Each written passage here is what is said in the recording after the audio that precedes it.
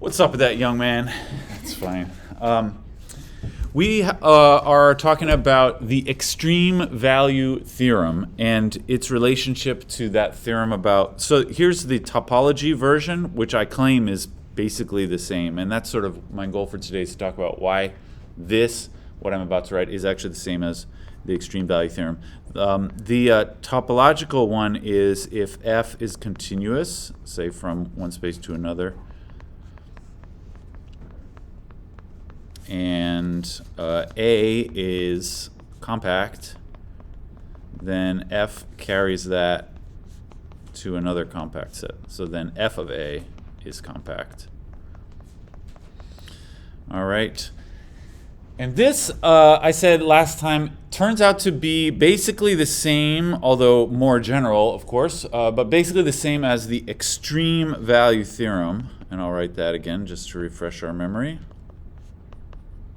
The extreme value theorem from calculus, it says if f is continuous on a closed interval domain going to R, so if this is continuous, then f has a minimum and a maximum value. And that minimum, in calculus we usually make a big deal out of the fact that the minimum and the maximum, the absolute minimum and maximum, they either occur on the endpoints or they occur on the inside of the interval at a place where the derivative is 0. I don't want to talk about derivatives, so we're not really going to talk about that. The theorem, though, what's interesting is just that it does, this function has a minimum and a maximum value. This is kind of an obvious thing for if you're thinking about, like, for instance, all of us in this classroom have an age. Would it surprise you that actually one of us has a maximum age among all of us? I know who that is. And also one of us has a minimum age among all of us. I don't know who that is. But there is somebody who's like the youngest out of all of us. This is not surprising because there's only 6 of us in the room. But for a domain like this, infinitely many things in there, it's not guaranteed that there is a maximum or minimum. That's what the theorem says. It has a minimum or a maximum value. I have my favorite calculus conundrum about the extreme value theorem. Maybe you've heard me say this story. Forgive me if you have. I actually went hiking with my kids once, and we went to the highest mountain peak in the state of Connecticut, which is not all that high, but I've been there. But I later learned that this point, the highest mountain peak in the state of Connecticut, is actually not the highest point in the state of Connecticut. This is a true, strange but true fact. The highest point in the state of Connecticut is not the highest mountain peak. Can anyone say why that is true? Have you heard this story before? How could it be? Do you remember the answer? How could it be the highest point in the state is not the highest mountain peak? I don't know, but could it be like it's like going like an endpoint, like yeah, right. State? The idea is the highest point in the state sort of occurs on one of the ends rather than at a peak. Like if you look at sort of Connecticut from the side, this is the Connecticut and New York border. What it actually looks like is something like that, where this is the highest mountain peak in the state of Connecticut, and then it just keeps going up. Tell your friends at lunch. The moral of the story is the maximum value does not always occur at the peaks where the critical numbers, as we call them in calculus, but it sometimes occurs on the edge. Anyway, I don't really want to focus on that. I just want to talk about the relationship between these two facts. The first one actually is sort of a more general version of the second one. So how do you get the second one from the first one? First of all, the second one is about functions whose codomain is R. All right, so what I want to focus on would be R, like instead of Y here, we're going to only be focused on R. And then what does it mean about, like this set right here, of course, is part of Y, right? Because F goes from X to Y, and then I'm talking about F of A.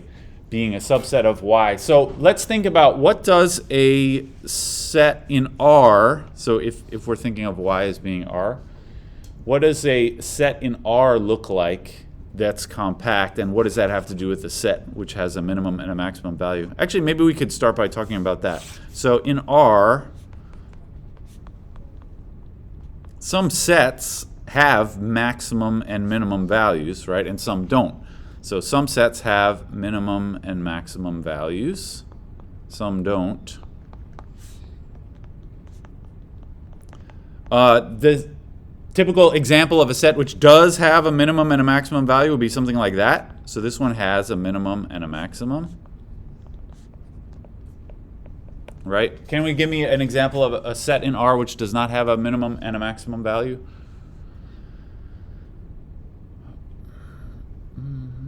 This is not, you don't have to get too crazy. Something which does not have a minimum or a maximum. Maybe it has one but not the other.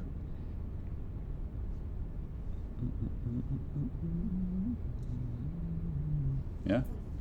0 to infinity. Yeah, okay. How about 0 to infinity? This has no maximum value because it goes up to infinity, right? Does it have a minimum value?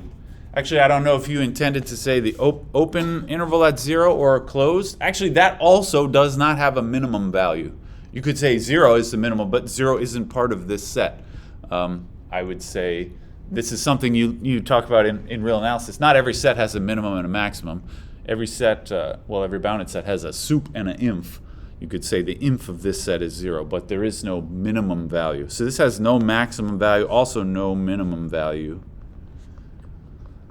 So this is a little subtlety. When I say minimum value, I mean it has to be in the set, and it's not what you think should be the minimum here is 0, but that's not part of the set. So the set itself doesn't have a minimum. It must be in the set, but it's not in this case. All right, that has no maximum value and also no minimum value.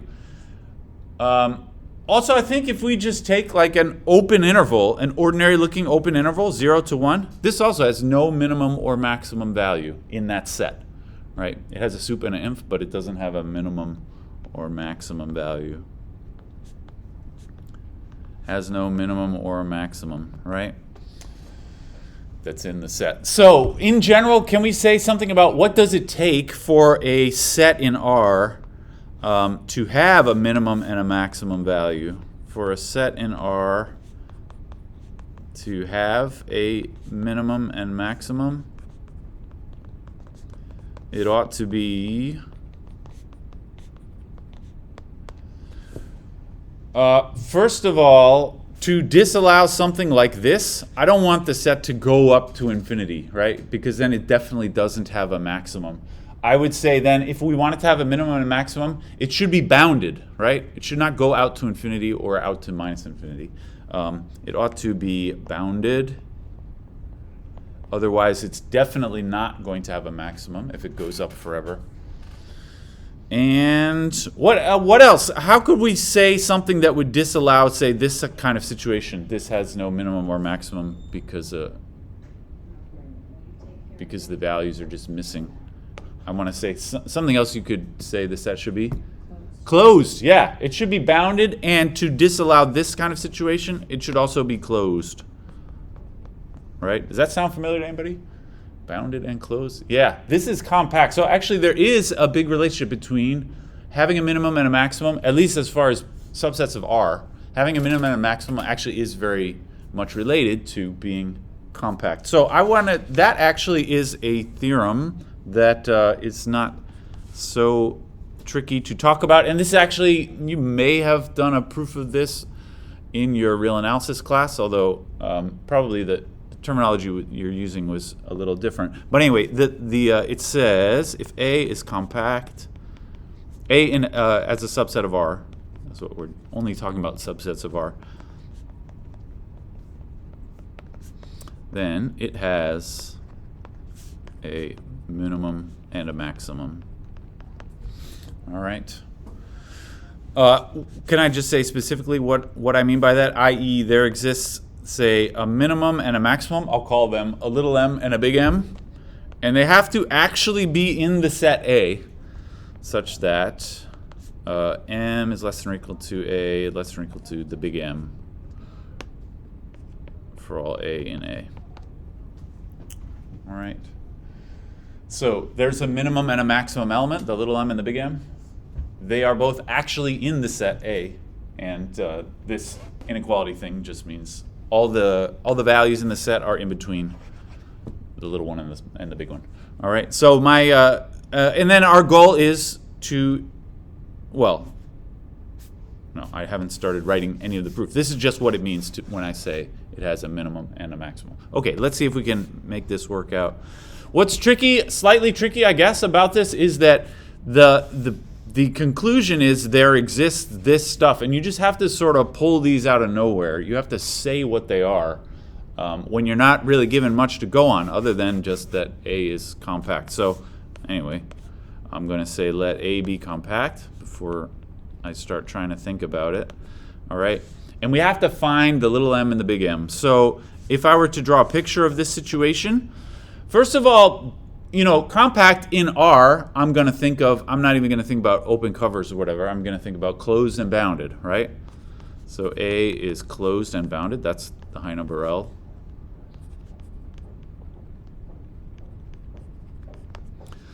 That means when I think of this, it means basically A looks like a closed interval, although it doesn't have to be an interval. It could be a union of closed intervals, or it could also be closed interval, but with some extra, like finally many extra points thrown in. So it could be slightly weirder, but basically I think of A as being a closed interval. So it's, you know, it's something like this. It's definitely bounded though, so it does not stretch out to infinity. That's important. So the A looks something like that. It's bounded. It's also closed. What I'm looking for is a minimum and a maximum element, which I suppose would be right there and right there. This is sort of, I'll put question marks. We have to demonstrate that those things actually exist and that they are part of A. And like I said, what makes this a little tricky is that you have to just kind of pull them out of nowhere. I'm going to say let the big M equal the little m equal. Can you say what they are in this case?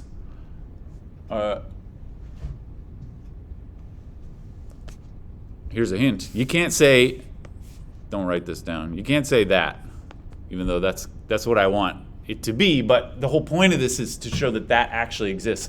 Anybody have something? It looks kind of like that on the paper, at least. Something slightly different that it ought to be, and then maybe we can show that it equals the max. Do you have an idea? I don't know. The soup and the inf. Yeah, how about the soup and the inf? Those things definitely do exist because of the completeness axiom of R, which I want to get into, but I hope you remember that the soup and the inf exist automatically of any bounded set. And we know A is bounded. It's also closed, but so I'm going to say let the big M be the soup of A and the little m be the inf of A. And I will just say these exist since A is bounded. All right. And the whole trick now is just to demonstrate. Actually, if those are the soup and the inf, you also get this inequality for free, right? Just that's what the soup and the inf mean. The soup is an upper bound, so this is definitely true, and the m is a lower bound, so that's definitely true. The only trick is this right here. We have to show that these two things are actually part of the set. So we have this thing is sort of automatically true. We only need to show that little m and the big M are actually elements of A. All right.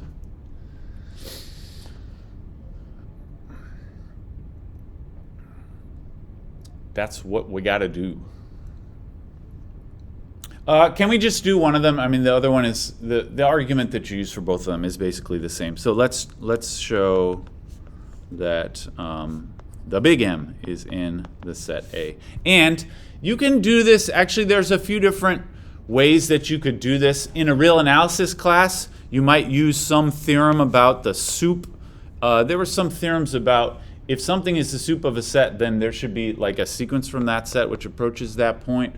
Or you could say something about any neighborhood of the sup must contain some points of A. Those kinds of things you could use to demonstrate that this M must be an element of A. It has to do with A being closed, though. So I thought, as a topological matter, let's try and show this topologically speaking. And the way to do this is to do this by contradiction. So I'm going to say for a contradiction, welcome, Alvin. We were just talking about you. I'm going to assume M is not in A. All right. So what that would look like is A is over here, and then the sup of A somehow is kind of far away or something. Well, we don't know if it's far away. It's just not part of A. All right. That's A right there. And then this M is outside of the set. All right. At some point, we have to use the fact that A is closed. We didn't use that yet. We used the fact that A is bounded here. The sup and the inf actually exist. What about closed? A is closed. So what does that mean? I just want the definition of closed. Somebody can shout it out. Even somebody who just walked in can shout it out. Maybe not. The complement is open. Yeah, that's what closed always means. A is closed, so the complement is open. So this is R minus A is open. And, R minus A is like all of this stuff together, I suppose, with all of this stuff, right? That's R minus A. And M, our assumption that M is not in A means M is actually part of this complement. What does that mean that makes a contradiction? That means if R minus A is open and M is in there, that means you can put a little neighborhood around M. And then that is going to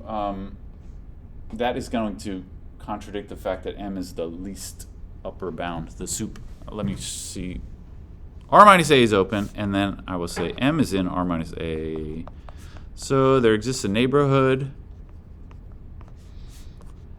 something like M minus epsilon, comma, M plus epsilon, also in R minus A. All right?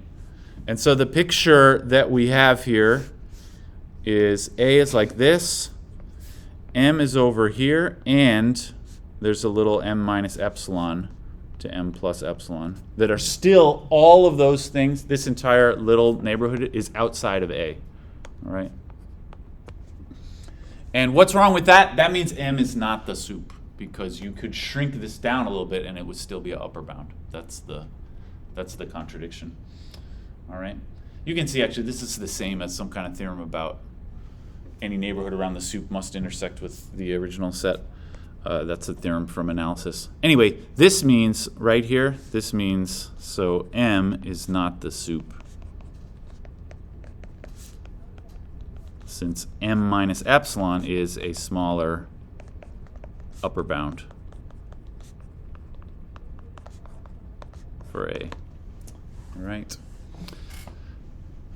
And this is the end. That was the contradiction. Remember, we were trying to show by contradiction that M has to be part of A. So if M is outside of A, that means you can also put a little neighborhood around it because A is closed, which means M isn't actually the sup.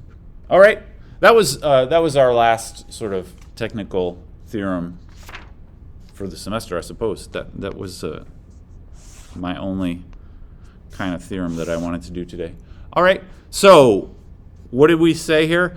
If A is a compact set, then it has a minimum and a maximum. And I think now you can see the connection between this and this. All right, so how exactly does this follow? This right here, if I were to kind of give an abbreviated version of what this theorem says, it says A compact implies f of A is compact. Right? But then what we just showed is that if something is compact in R, that means it has a minimum and a maximum. So just to sort of tie this all together, so given f that goes from x into R, I'm just using the codomain being R this time, and A subset of X. A is compact implies f of A is compact in R. That's because f of A will be in R if this is the codomain of F. But then the thing we just demonstrated, that means f of A has a minimum and a maximum. And that's what the extreme value theorem says. All right. So the extreme value theorem is not only about closed intervals. That's in calculus we say the domain has to be a closed interval, but actually it's not true. It can be any compact set, which you generally think of a compact set in R being a closed interval, but it could be something slightly weirder. All right. So I'm going to write that as sort of the I'll write it like the general extreme value theorem. It says if A is compact and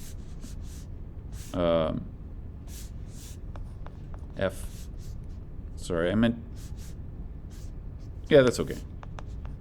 X to R is continuous, then f of A has a minimum and a maximum. This is the generalized version. What you will notice here, something interesting about this, which is sort of better than the version from calculus, is that the domain, this X and this A, does not have to be real numbers. These could be any other topological space. All right? It is necessary that the codomain is real numbers, but the domain actually can be anything. So something interesting to note about this, I will just say note the domain need not be R. All right? It could be some other compact set in a different topological space. For example, you could be looking at a function S2 to R. This always has, so any, if it's continuous, any function S2 to R has a minimum and a maximum. That's because S2 is compact. Right? As a S2 remembers the sphere in the sort of sphere in 3 dimensions. It has it's compact because it's closed and bounded in R3. And that means that any continuous function from the sphere to R has a minimum and a maximum. This means, for example, this is a fact that you can impress your friends with, although they will say, "Isn't that obvious?" And you'll say, "I'm not sure." If you think about like a function from S2 to R, we've talked about this in the past. You can think of this as something like the temperature at every planet on the surface of the Earth. Every planet, I mean, every point on the surface of the Earth has a temperature. You could think of that as like a function where the real number associated to each point on the sphere is whatever its temperature is. This means that, for instance, at this very moment right now, there is a point on the Earth which has a maximum temperature. Is that surprising or not? I'm not sure. This is something that it seems not surprising to me, but then when I think more and more about it, I think, oh, okay, maybe that is a little surprising. It means that there actually is a hottest point on the Earth and a coldest point on the Earth. It's not possible that, say, if you look at the temperatures on the Earth overall, they asymptotically increase. Maybe like they get closer and closer to 100 degrees, but they never actually reach it. That's not possible. It must actually reach some maximum value. I will leave it to you to decide if you think that's an obvious fact or not. I think it seems obvious, but maybe it's not. This is something that mathematicians argue about. If something seems obvious, doesn't that mean that it is obvious? I don't know. Sometimes things seem obvious and they're not even true. All right, and this is the end. That's all that I wanted to say about this and everything else. I hope you don't mind finishing early. I would like to thank you for your attention throughout the semester, and I suppose I would be happy to talk about the homework if anybody wants to, but otherwise I will see you Friday with a practice questions for the test.